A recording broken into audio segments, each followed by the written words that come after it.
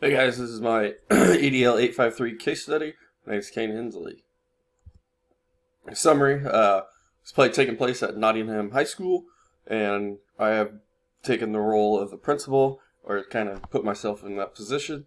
Miguel Hernandez is the student that is involved, and along with his parents. The counselor, Miss Guzman, is also involved.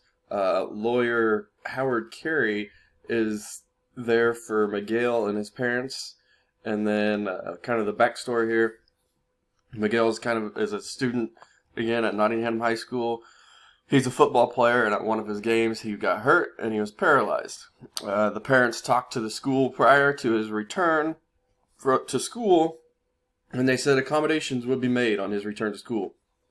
And then Miguel does return to school, and he finds out that he has been moved out of biology class. So, of course, they set up a meeting. First of all, the biology class does not allow Miguel to get there because it is not wheelchair accessible, and Miguel is in a wheelchair. So, the counselor lets him know that he cannot attend biology and gets taken out of that class, which he needs for college. The lawyer gets involved, and, he brings up the Rehabilitation Act of 1973, Section 504, and, of course, the rights to free and appropriate public education, which is FAPE, and also there's ADA concerns here, the American Disabilities Act. Section 2, legal and ethical issues. Due to Miguel being in a wheelchair, he was denied his rights to an education.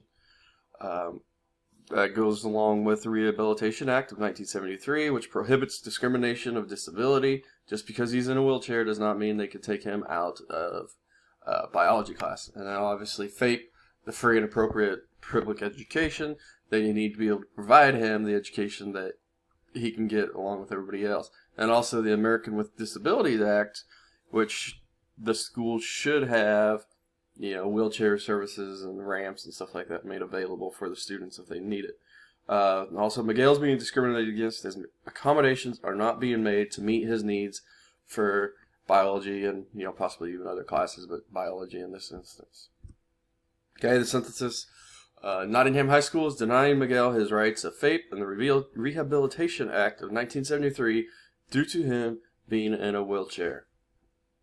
Obviously, he's in that wheelchair because he was paralyzed while playing football for the school team. Okay, the facts.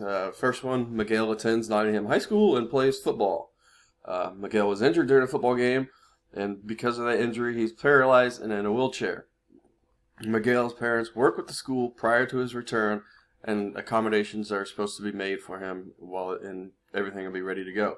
Upon Miguel's return to Nottingham, he was denied access to the biology class because he's in a wheelchair and he cannot get there. Miguel's parents meet with the administration, and a lawyer is brought in by his parents to discuss his schedule changes and what has happened. Okay, and again a review. Miguel is a student at Nottingham High School. He is injured in a football game and paralyzed. Miss Guzman, the counselor, changes Miguel's schedule due to lack of accessibility in that classroom. Miguel returns to school and, due to being in a wheelchair, is denied access to biology. Miguel's parents request a meeting with the principal and administration, and the lawyer gets involved and notifies the principal of the Rehabilitation Act of 1973 and FAPE. Okay, what are some options and consequences here? Options are, first one would be, you can meet with all the stakeholders. Meet with the parents, meet with the school administration, and also include the architects of the school. Figure out the best way that you can make that classroom, that biology classroom, accessible for all students, no matter if they're in a wheelchair, on crutches, or whatever the need is. Number two, decide how the school and staff will meet the needs of all students. Make sure every single class is accessible for all students. And then third thing is obviously begin construction to ensure the school is ADA compliant by having a wheelchair ramp to that classroom and all other classrooms. Some possible consequences, obviously some legal trouble for the school. Second one, possible loss of jobs for the counselor and other staff members involved if they actually did tell Miguel's parents that they would have accommodations made for him, and obviously they didn't. And then, possibly some loss of funding from the state and the government to the school. Okay, so your first option, I guess, do nothing and just see what happens. Second option, apologize and make the necessary changes to ensure that Miguel can get his right to a free education. And the third thing, you need to ensure the school meets ADA compliance. Make sure that it has wheelchair ramps, and if you are in a wheelchair, you are able to access that biology classroom. And then fourth thing, obviously they need to come up with a better communication strategy. And if they would have communicated better, this probably wouldn't have happened. Okay, now the best option, you could possibly, move classrooms. So as right now, a quick fix would be maybe move some classrooms. A classroom that Miguel is not in can move to the current biology room and switch spots if that new classroom is, ADA compliant. And again, number 2, make updates to the school so they are ADA accessible. And number 3, get a bond issue together and, upgrade the school buildings. The building, was upgraded about 50 years ago, or even more than that now. Okay, implementation. Immediately set up a meeting with all involved to ensure Miguel can attend biology. Make sure you get that done so he can get his right to free public education. Agree with all involved on the best way to ensure Miguel's rights to education are fulfilled.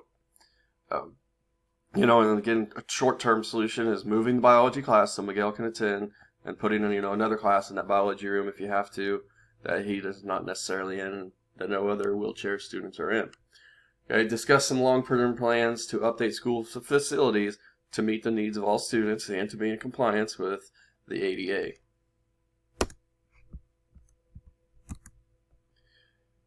Okay, so that is my case study for EDL 853. Thank you.